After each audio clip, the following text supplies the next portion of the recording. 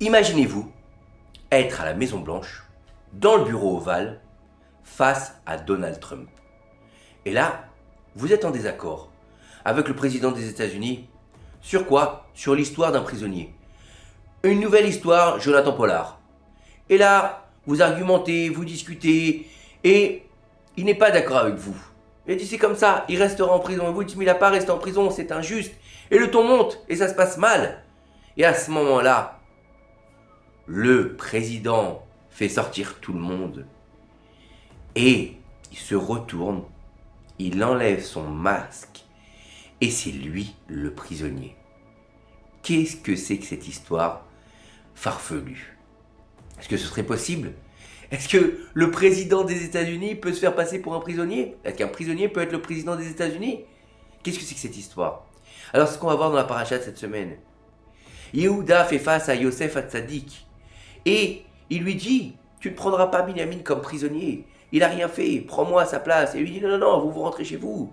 Alors, le ton monte et les 12 tribus sont prêts à détruire l'Égypte. Alors Yosef, voyant qu'il n'a pas le choix, va se révéler à ses frères.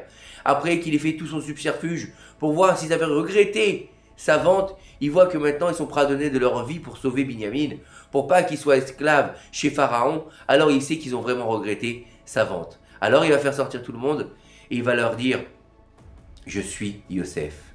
Et ils vont pas comprendre. Qu'est-ce que ça veut dire « Je suis Yosef » Et il va leur dire que vous avez vendu en Égypte. Et là, il va se passer quelque chose de particulier. Quoi? On sait que les frères l'ont pas reconnu alors que Yosef, il a reconnu ses frères. Alors, ils vont pas arrêter de le voir pourtant. Comment ça se fait qu'ils l'ont pas reconnu? C'est Yosef, c'est leur frère, ils devraient les reconnaître. Non. Parce que déjà, quand Yosef est parti, il avait 17 ans. Là, on est en face d'un homme de plus d'une trentaine d'années. Et puis, il faut savoir que nos sages nous disent qu'il est interdit de regarder la face d'un mécréant. Et donc, étant donné que Yosef était censé être un Égyptien, un mécréant, il n'arrête pas de dire « je suis comme Pharaon, je suis comme Pharaon », les Shevatim ne l'ont pas regardé. Et donc, ils n'ont pas pu vérifier que c'était vraiment Yosef. N'oubliez pas qu'il était maquillé comme un Égyptien aussi. Et qu'il parlait en égyptien et pas en hébreu. Alors, c'est pour ça qu'il leur a dit « voilà, écoutez, c'est ma bouche qui parle ». Pourquoi? Avant, c'était quoi? Qui parlait ses oreilles? Non. Ça veut dire quoi, c'est ma bouche qui parle? Vous avez une idée? C'est ma bouche qui parle, ça veut dire écoutez mon langage, je vous parle en Lachon HaKodesh. Et il va leur dire maintenant, mes frères, c'est pas vous qui m'avez vendu, c'est Akadosh Baruch Hu qui avait décidé de faire vendre pour que je puisse préparer le terrain pour vous nourrir, puisqu'il va y avoir encore beaucoup de famine et de disette dans le monde, et le seul endroit où il y aura à manger, c'est en Égypte. Mais Yosef, il ne sait pas aussi que Akadosh Baruch Hu est en train de préparer l'exil de Mitzraïm pour que tout le monde descende en Égypte et qu'ensuite se passe ce qu'on appelle la galoute de Mitzraïm, puis la Géoula. Et donc, nos sages nous disent que si Yosef il n'était pas descendu avant en Égypte pour préparer le terrain, Yaakov aurait dû descendre enchaîné en Égypte, comme un esclave, pour pas faire du bisayon à Yaakov Avinu le Bechir Avot. Alors Yosef est descendu. C'est comme à l'abattoir. Qu'est-ce qui se passe à l'abattoir? Qu'est-ce qu'on fait pour faire venir la vache? On va d'abord faire venir le veau. On va faire venir le veau comme un appât et sa mère va suivre. Et c'est exactement la même chose avec Yosef. Maintenant, ils vont aller prévenir Yaakov qui ne va pas les croire jusqu'à que la fille de Hacher, elle va se mettre derrière la tente.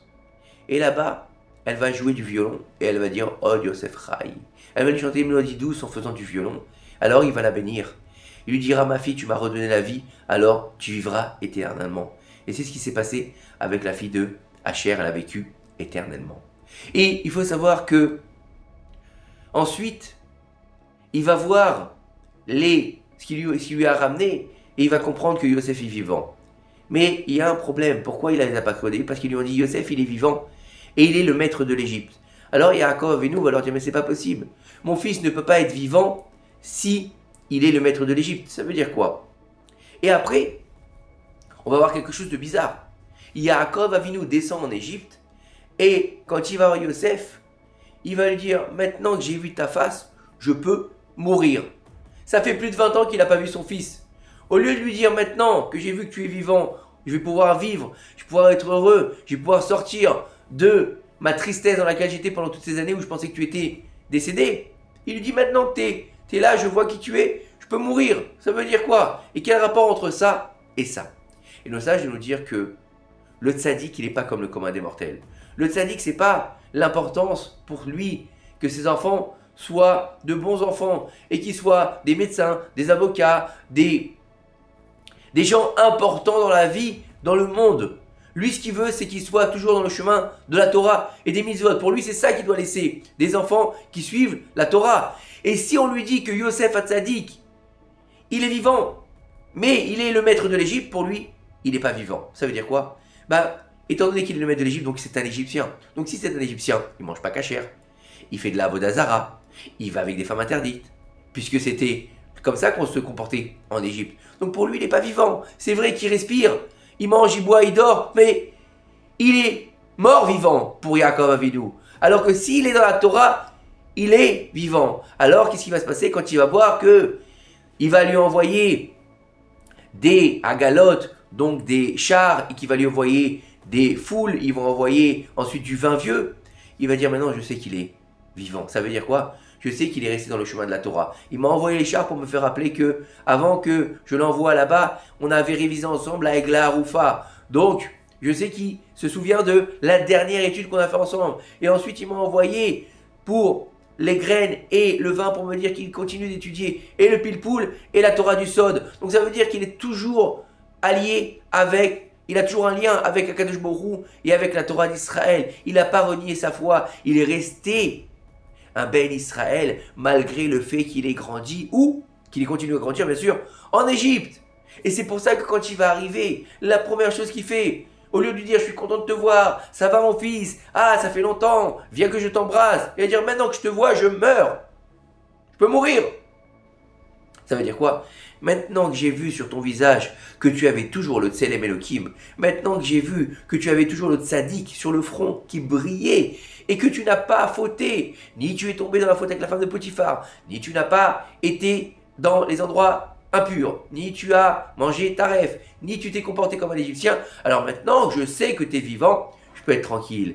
Je sais que j'ai laissé des bons fruits et je peux mourir tranquillement. Je peux rendre mon âme à Kadosh Baruch Hu en ayant toujours mitash lema. Ça veut dire quoi? Ça veut dire que maintenant que je sais que tous mes enfants sont des tzadikim, alors je peux mourir tranquille. Mon lit, il est complet. C'est pas mon lit, c'est mon cercueil. Ça veut dire quoi? Je peux reposer en paix. C'est ça, reposer en paix. C'est pas reposer en paix, t'es mort, ça y est, tu reposes en paix. Non, parce qu'il y a une vie après la mort chez nous.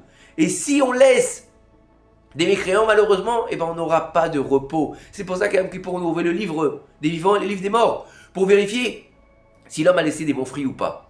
Et c'est ce qu'il a dit, Yaakov Avinu. Maintenant, il va pouvoir être tranquille. Donc maintenant, il va pouvoir vivre. C'est pour ça que dans la paracha d'après, il va dire Vayechi Yaakov. Là-bas, il a vécu 17 ans.